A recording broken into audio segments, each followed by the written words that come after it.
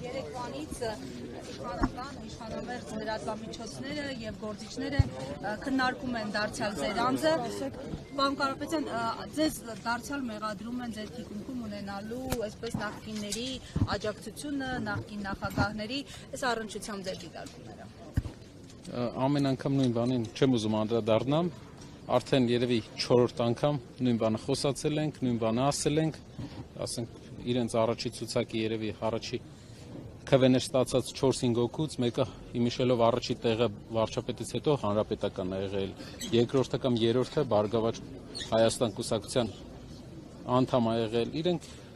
ավելի շատ թող կենտրոնանան իրենց անցյալի վրա, մեր մաքուր անցյալում ինչ որ բան չփորձեն ման գալ։ Կուզենայի մի հատ հայտնել։ Այսօր բրիֆինգ նախատեսված չի, մարդիկ սպասում են պարոն Կարապետյանի խոսքին։ Ինչի նախատեսում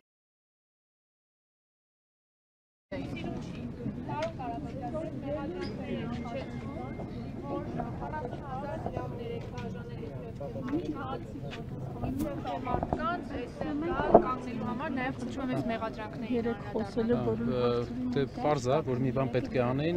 իմ հիշելով ինչ որ սկրինշոտ են դրել, իրենք իրար գրած սկրինշոտ են դրել, լուրջ չի, բանը, պարզ է, ասեմ, ի տարբերություն նախորդ իշխանություններին, այս իշխանությունը ունի լավ փորձ մարդկանց գլխին ինֆորմացիոն սարքելու ու այդպիսի բաներ է անում, բայց կարան հանգիստ լինեն, տենց բան չի լինում, դաղալություն չկա, մարդիկ իրանց կամքով են։ Ոչ, չէ, բոլորը իրավական առումով արդեն հասուն են ու հասկանում են ու ով էլ որ դիմի, հաստատ իրենց կողմից ուղարկված մարդ կլինի, դրա համար տենց բան չի լինում։ Միջազգային արձագանքներին անդրադառնալով, այս գործի հետ կապված միջազգային տարբեր արձագանքներ եղան, այս պահի դրությամբ ինչ ունեք ամփոփելով, միջազգային կառույցների արձագանք ձեր կողմից կա ինչ-որ ամփոփում։ Պարոն Կարապետյանի հայրն ասեց, Նարեկ Կարապետյանը կխոսի, Մարիաննա ջանի։ Այո, ելույթով պիտի խոսի։ Միջազգային արձագանքներին անդրադառնանք, էլի, կա այս պահին ինչ-որ ամփոփում, ովքեր են արձագանքել, ինչ կառույցներ, դիմել եք արդյոք միջազգային տարբեր այսպես ներկայացուցիչների։ Այո, իրավաբանները, մասնագետները հայտարարությամբ հանդես կգան, կա նաև Եվրոպայի հանձնաժողովի պատասխանը, որ հետևում են պրոցեսին։ Իրենք հետևում են, բայց շատ կարևոր է իհարկե մեր հասարակության ռեակցիան, այս ամեն ինչը արվել է, որ մեր հասարակության հույսերը ջարդվի, հենց դրա համար են անում, որ բոլոր հակազդեցությունների օջախները կարողանան զրոյացնեն, բայց դա չի լինել։ Այս ամեն ինչի պատճառը միայն դա է, ներքաղաքական, ներհայաստանյան։ Իսկ ինչ վերաբերում է եվրոպական ու միջազգային կառույցները, մենք ամեն երևի շաբաթ ստանում ենք միջազգային լրատվական միջոցներից հարցումներ եւ հարցազրույց անցկացնելու առաջարկություն, քանի որ բոլորին շատ զարմացրել է։ Ու շատ կարեւոր բան եմ ուզում ասեմ։ Եթե մենք դեմը չենք առնում այս process-ի, լինում են այն, ինչ այսօր ա եղել։ Այսինքն 6 քահանա, 8 քահանա ձերբակալվել է։ Հիշում եք, իրանք ասում էին, որ պայքարում են մենակ կաթողիկոսի անձի դեմ։ Կաթողիկոսի անձի դեմ են հիմա պայքարում։ Եկեղեցու դեմ են պայքարում, 8 քահանա են ձերբակալել, թող այդ հեքիաթները պահեն իրենց այդ բաներով ոնց որ տարածեն, բայց դա հեքիաթ է, իրանք պայքարում են հայ առաքելական եկեղեցու դեմ, հայրենակիցներ ջան, այս իրանց հեքիաթներին մի ավատացեք։ 4 օր առաջ էլի Ադրբեջանի հոգևոր առաջնորդը հայտարարություն է անում, որ առաքելական եկեղեցին վտանգ է, 4 օր հետո էլի 8 հոգու ձերբակալում են։ Ոնց էլ մենք այդ մեսիջը ձեզ տանք, ձեզ մոլորեցնում են։ Իսկ Ադրբեջանը հրանգավորում է այստեղի իշխանություններին ինչ անեն, պարոն Կարապետյան։ Գիտեք,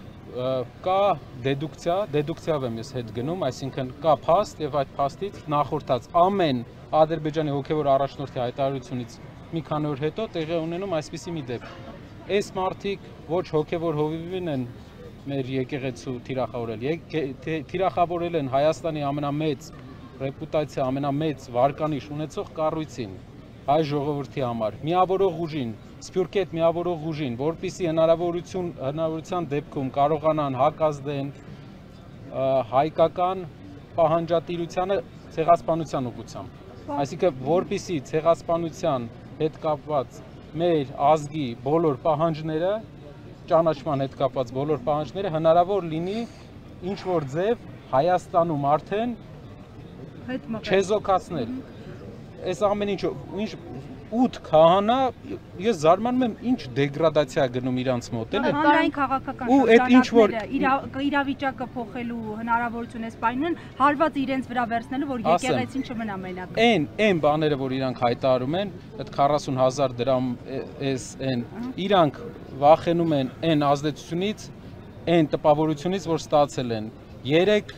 մի քանի հազար մարդ 12 ժամ, 10 ժամ ստեղ սպասելա։ Դա իրանց ցույց է, որ չեն հոգնում գնում։ Մեծ մասը չի հոգնում գնում, այսինքն բոլորը հետևողական մնում են։ Թող իրենց հույս չտան։ Մյուսը հայտարարություններ կան։ Երեկվայից հետո ինչ-որ հետապնդումներ, չգիտեմ, եղել են այստեղի մասնակիցների նկատմամբ ինչ-որ բաներ։ Հետապնդումները դա կարճաժամկետ խնդիրներ են, էդի ուղղակի ունի նպատակ մարդկանց ինչ-որ մտքեր առաջացնելու մարդկանց մեջ, բայց այդպես խնդիր ինձ թվում է ով որ գալիս է ինքը արդեն գիտի, արդեն հասկանում է ուր է գալիս ու հասկանում է, որ բոլոր հետևանքներին ինքը պատրաստ է իր գաղափարի համար։ Շատերի համար կարևոր է, որ միայն Սամվել Կարապետյանի համար չեն գալիս, իրենք տեսնում են Սամվել Կարապետյանի մեջ այն հույսը, որ կարող է վերջնականապես հավասարակշռվել ու հավասարակշռել այս մարդկանց այս անսահման արդեն դարձած ապօրինությունները։ Այսինքն մարդ պայքարում է եկեղեցու իբր հոգևոր հովիվի դեմ, բայց այսօր եկեղեցին արդեն փակ է։ Ինչն է, ինքը ասում է ես եկեղեցու հետևորդ եմ, եթե եկեղեցու հետևորդ ես, 8 քահանա, ինչու ես ձերբակալել, ինչու ես կալանավորել։ Սա հարգելի հայրենակիցներ համոզում են, ինչ որ ձև իրանց մեդիա ռեսուրսներով ձեզ ուզում են մոլորեցնեն, իրանք ուզում են եկեղեցին թուլացնեն, ոնց ասեմ ձեզ, եկեղեցին թուլացնում են այս մարդիկ, որ իրանց նպատակները կատարեն, այն նպատակները, որի պարտավորությունը ամենայն հավանականությամբ վերցրել են։ Շնորհակալություն։